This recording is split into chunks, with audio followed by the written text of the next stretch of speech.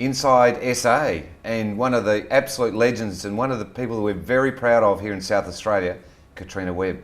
Welcome, Katrina. Thank you very much, Anthony. Now, Katrina, just tell us about you.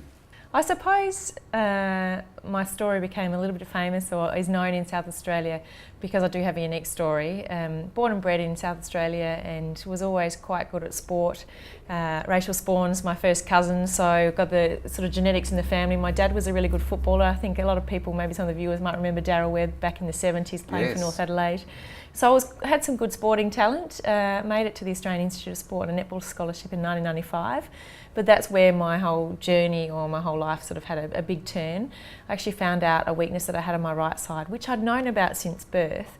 Was actually a mild case of cerebral palsy. So it didn't change anything for me, but it was something that I found out that I had, which in turn people found out at the Institute that there was a girl who was supposed to be able-bodied, and as you can imagine, the coaches of athletes with a disability got really excited and thought, well, imagine if we get this girl across the Paralympics, she'll be fantastic. So they got excited about you? Very excited. It was like I won the lottery for them. They were so excited, and told me of a pathway in which I never even knew existed.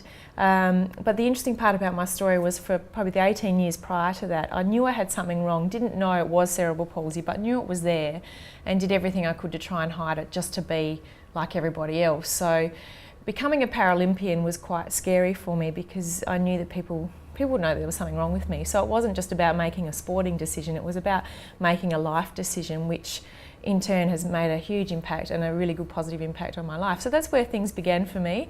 Changed from netballer to the field of athletics, and now we're about 14 years later and have been to 3 Paralympic Games and a couple of World Champs, and snuck a Com Games in there. So, you just never know where life takes you. Going there on an able-bodied netball scholarship, and I come out the other end Paralympic champion. Now, you went to the Olympics, but you didn't come home empty-handed. No, I've been lucky enough. I did bring a few medals with me. I always bring this one, not that it's my favourite, but it is a bronze one from the Sydney Games. So this was my second Games, and I love it because it's actually melted down 2 and 1 cent coins.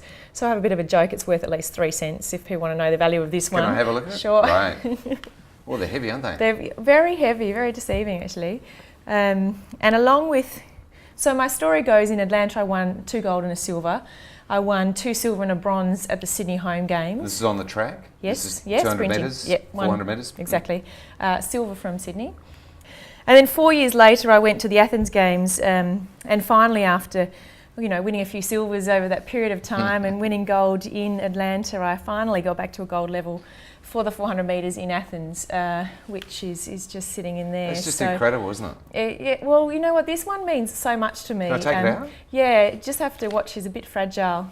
The ribbon's a bit fragile. I'm very generous and do take it out and about with me, but this one's worth a lot more because it took me 8 years to get a gold again.